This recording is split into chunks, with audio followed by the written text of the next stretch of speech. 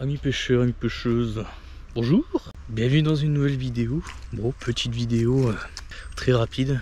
J'ai pas l'habitude de faire ça, bon, je ne vais rien vous apprendre, mais juste vous présenter un petit bas de ligne qui m'a rapporté pas mal de poissons, surtout là en canal où je suis actuellement. Ouais, beaucoup de pêche en canal pour la période automnale.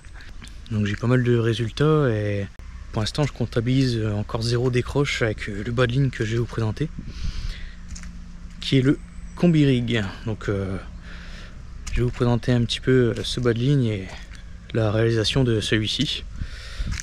On est parti pour 2 nuits en canal. On va continuer de tester ce bas de ligne et je vous mettrai en fin de vidéo des résultats que j'ai eu auparavant avec ce bas de ligne et les résultats de ce week-end peut-être. Donc on verra. Allez, je vous laisse avec la vidéo. Donc on est parti pour la réalisation du bas de ligne. Donc là c'est le bas de ligne fini. Donc ce que je trouvais vraiment intéressant, j'en ai déjà parlé dans une vidéo. C'est un bas de ligne que j'ai essayé cette saison et qui m'a rapporté pas mal de poissons. Et voilà, comme je l'avais déjà dit, la partie que je trouve vraiment intéressante sur ce bas de ligne, c'est vraiment la terminaison qui est en tresse. Donc on va voir cette première partie rigide. Ensuite on va venir faire un nœud de raccord et mettre un morceau de pote plombé. Donc ça va déjà bien se plaquer au fond et on terminera le bas de ligne sur une partie souple. Donc à l'aspiration, c'est vraiment cette souplesse qui va vraiment rendre le montage agressif. Donc moi je l'utilise là en canal, comme je pratique l'amorçage de zone.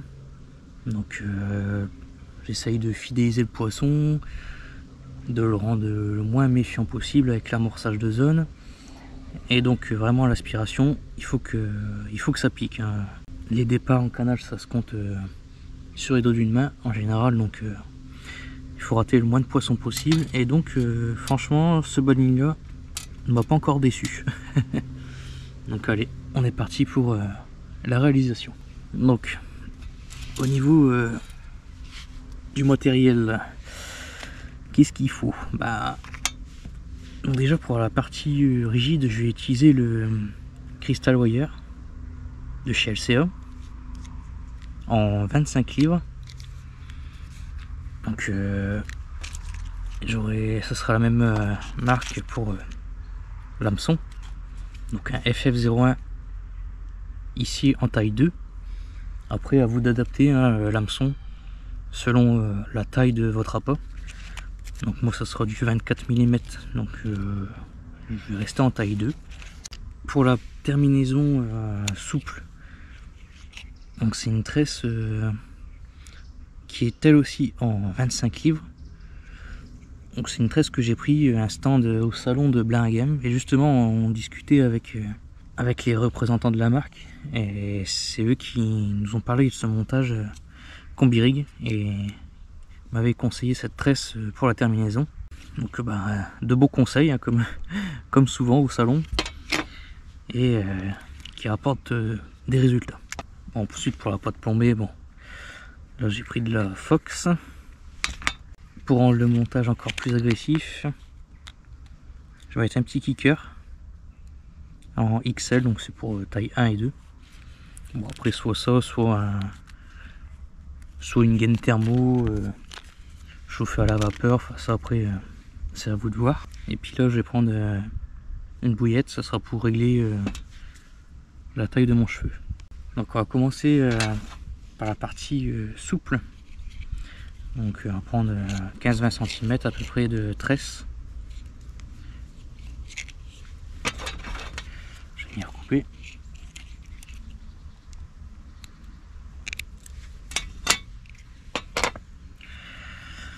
Donc je vais faire ma première boucle.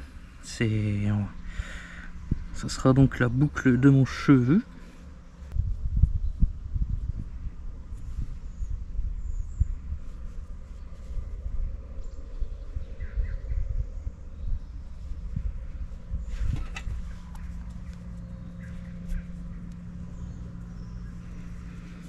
Bon, des fois je galère à faire les boucles, donc je vais mettre de ma pince à bouillette.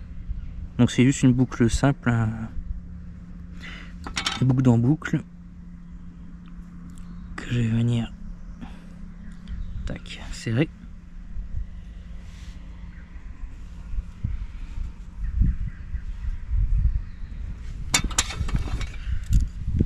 Je vais couper l'excédent de la boucle.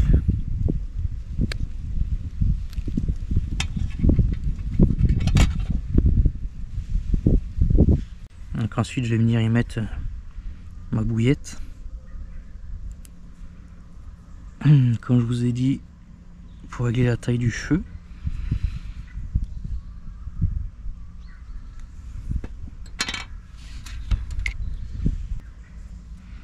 Donc là je mets mon petit stop.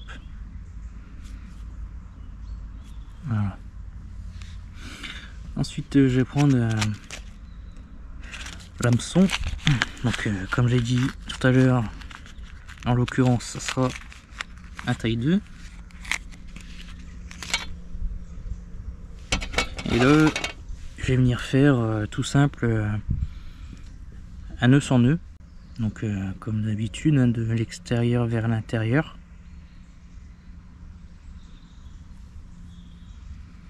Là je vais venir régler la taille de mon cheveu par rapport à mon appât.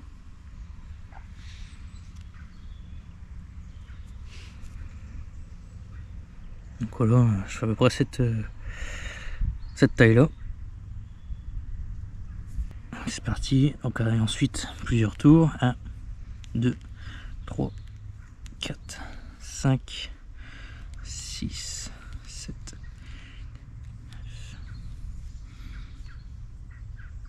Donc j'ai fait 9 tours. Je viens repasser de l'extérieur vers l'intérieur, toujours côté pointe. Je viens serrer. Donc ensuite je vais venir mettre mon kickers au niveau de l'œillet de l'hameçon.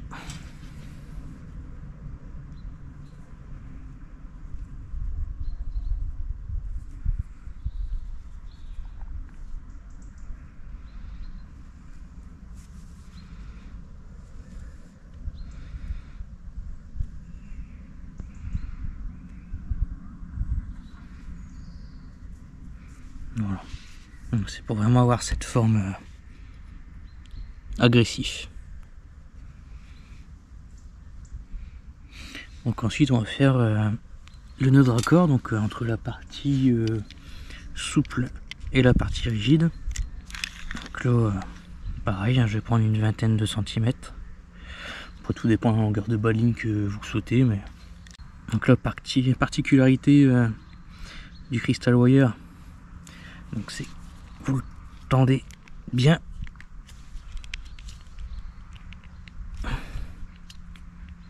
et il va se mettre, voilà, parfaitement droit. Donc ensuite on va faire le nœud de raccord entre la partie rigide et la partie souple. Donc là on va former une boucle.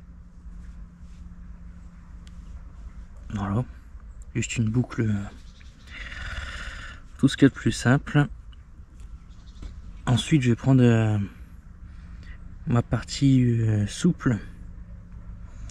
Je vais venir prendre ma tresse que je vais passer dans la boucle. Hop, je maintiens le tout. En fait la boucle, faut qu'elle arrive à ras du kickers. Comme ça dès qu'on va serrer, il y aura à peu près 3-4 cm de tresse entre la partie rigide et l'hameçon plutôt. Donc dès que j'ai fait ma boucle, je passe une fois dans la partie rigide. Je vais maintenir ici le tout. Et là, avec la tresse, je vais faire entre 8 et 10 tours. 1, 2,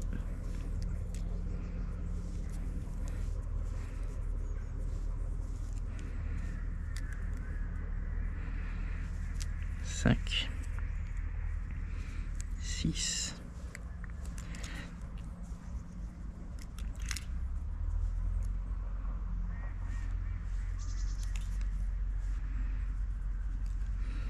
Donc voilà, dès qu'on a fait entre 8 et 10 tours, on va repasser dans la boucle rigide du départ.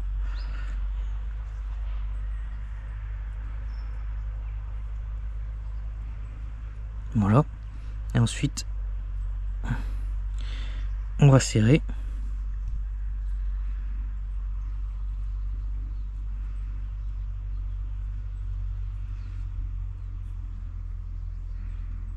J'ai humidifié. Donc on humidifie bien et on serre petit à petit. Bon, après je mets d'une pince hein, pour serrer. De toute façon les deux excédents là, de rigide et de souple, ça sera des morceaux qui vont être perdus, hein, qu'on va venir couper. Bon, après normalement j'ai une petite pince à œillet, mais je sais pas où je l'ai mis, du coup je vais utiliser la pince pareil pour serrer. On vérifie aussi, très important, que le nœud ne glisse pas, surtout. Donc je vais venir couper les deux excédents. Bon, je laisse un petit millimètre, un petit peu plus. Donc je fais pareil. Pareil ici. Donc voilà.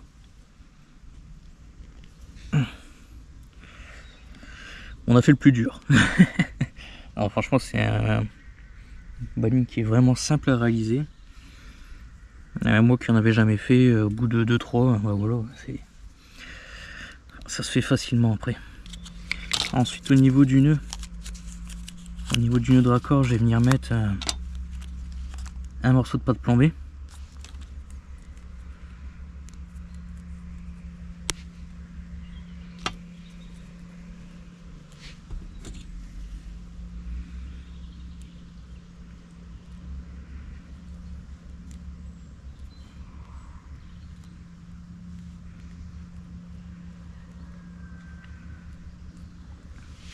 Voilà.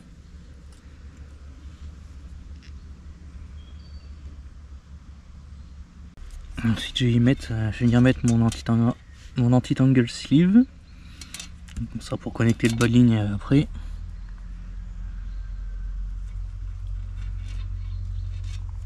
Voilà. Ensuite vous choisissez la taille de votre bas de ligne. Donc moi en ce moment là j'ai des belles piqûres, c'est à 18 cm, 18-19 cm. Donc moi je vais pas faire une simple boucle, hein. Là j'ai pris mon repère à 18 cm. Je vais faire un nœud simple, donc qui va me créer une boucle. Ensuite je vais prendre le bout de fil pour le passer à l'intérieur de la boucle.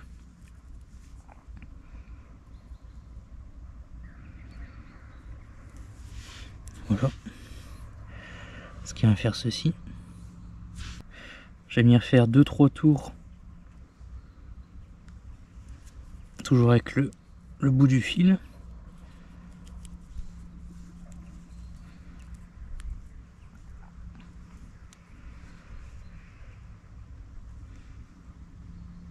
Et je vais repasser ce bout de fil dans la boucle du départ.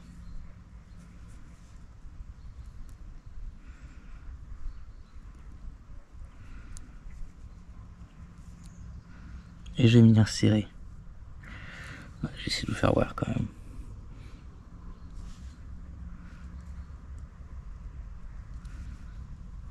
J'humidifie. Je vais venir serrer. Bon, je fais ça avec une pince du coup, comme j'ai oublié mon autre pince.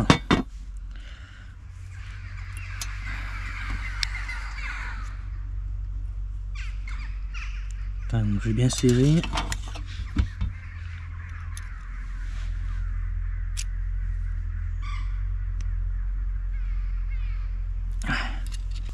On voit ce que ça donne pour la boucle. Donc c'est une boucle qui va être vraiment droite. Donc tout va bien être aligné sur le bas de ligne. Donc je vais couper l'excédent. Et voilà. Il n'y aura plus qu'à connecter ça.